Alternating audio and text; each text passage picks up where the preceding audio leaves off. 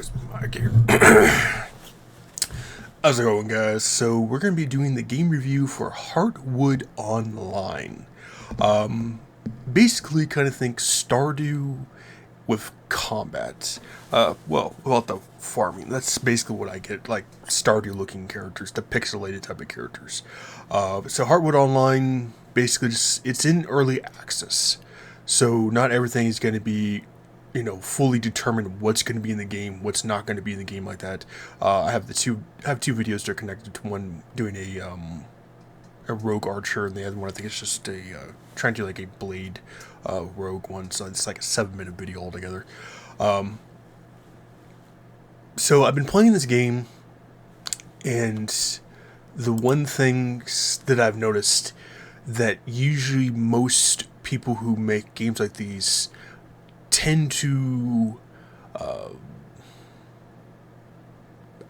guess, kind of even it out, because like any, rogue RPG or something like that, you go, for instance, is probably the most famous one being like World of Warcraft, for instance. You have like a level 1 character, and you'll be fighting like your level 2s, level 3s. You'll grind for a certain amount of experience, something like that. But then suddenly that level 3 group jumps up to a level 7, and then that level 7 one will jump up to a level 12. There's the differentials in levels that make the game actually not exactly easy to play. And HEARTWOOD Online, I've noticed, it has kind of the same thing, where it'll go from like a level 5 enemy and then immediately straight to like a level 8.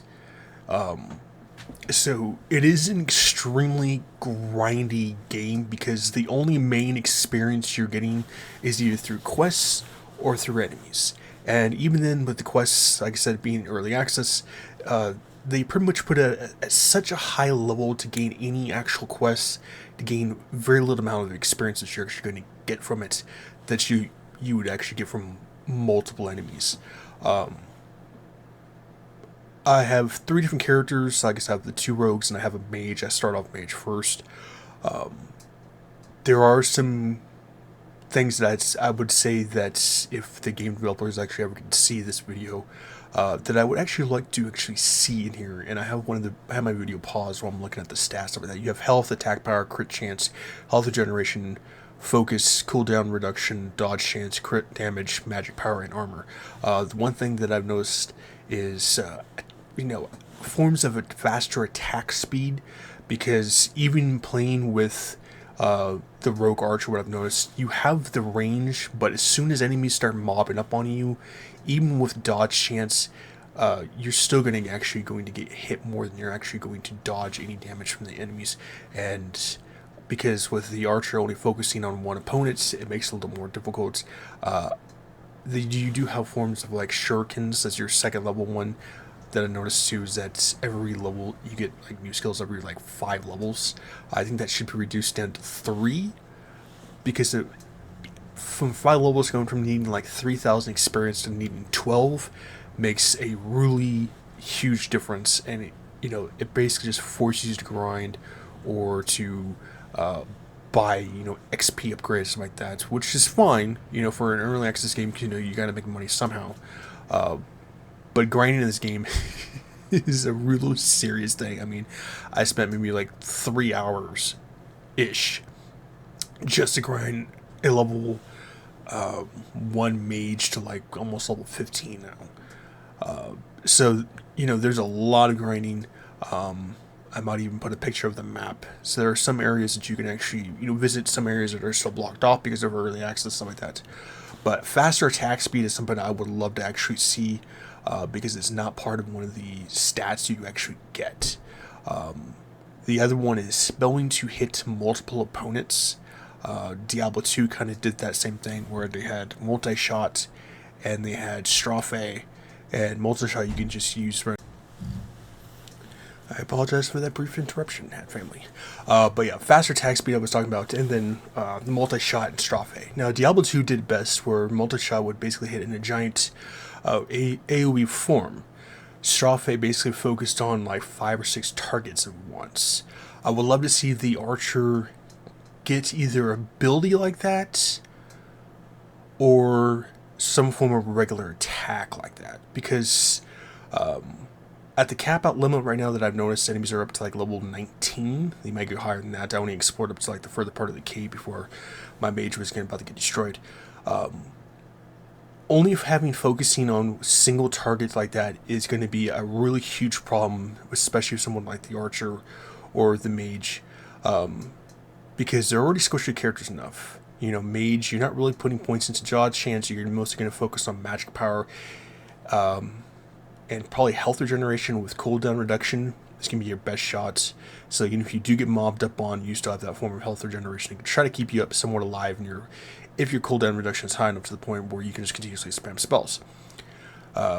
Archer doesn't have that option because usually most spells are going to be with an AoE or some form of huge crowd control. Archer is going to struggle with that because if it's only single target attack, even with a high enough dodge chance, you're still going to get mobbed up on by 5 or 6 enemies, especially if you're kiting them around. I think that's where faster attack speed would come into play. You know, ability to hit multiple opponents, like I said, whether it's a skill or regular attack. I've not got that far into the archer gameplay of this game because, you know, I'm trying to test out each character, trying to do different builds and see which one would actually make the best one. What was the other thing? Faster cast speed, I guess, would be kind of for mages, but if you're having cooldown reduction, it's mostly just going to be based around your skills. I guess that'll still technically work.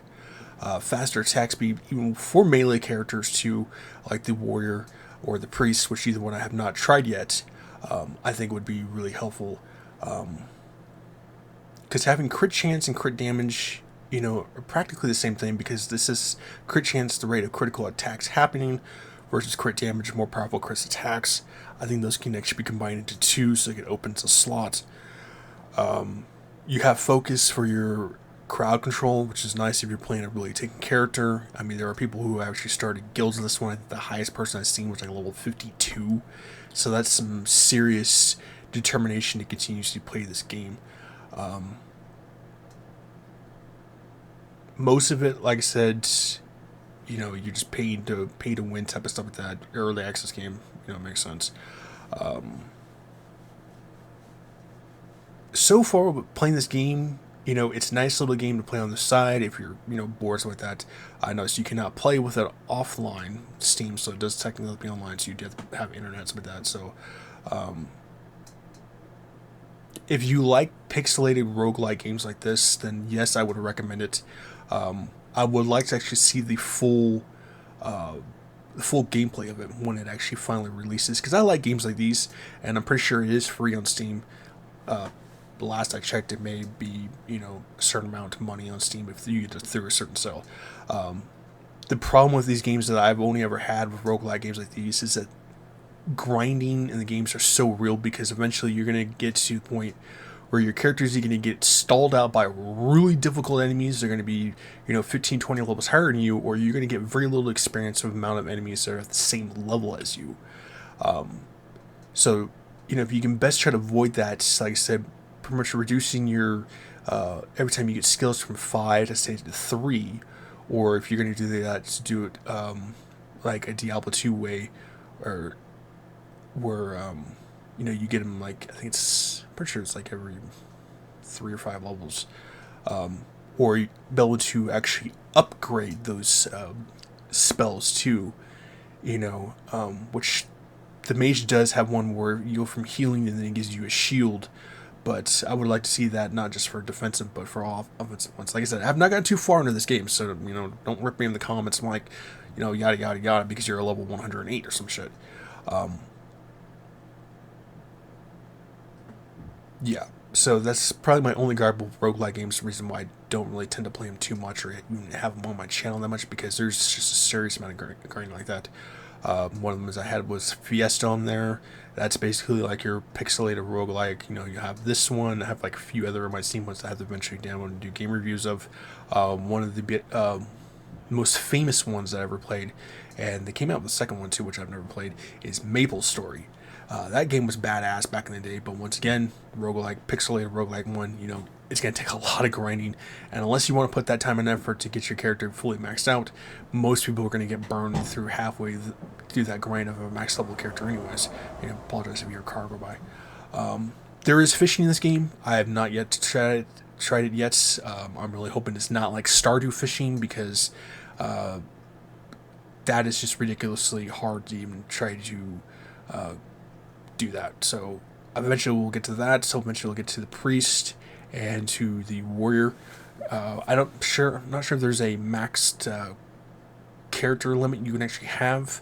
I made a few by accident, and you still have to play the character for 1 hour before you can actually delete a character, which is actually really nice. So you're not accidentally clicking delete on a character you just spent like thousands of hours and stuff like that. So that's a smart play on them right there for that. But yeah, I'll eventually get further into this game.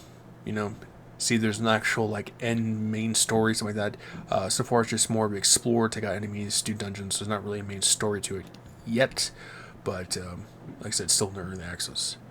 But either way, stay safe, healthy, and sanitize. Make sure to like, subscribe, blue comments below, and let me know, have you checked out HEARTWOOD online? And if you haven't, what's stopping you from playing pixel-like roguelike games? And I'll see you guys.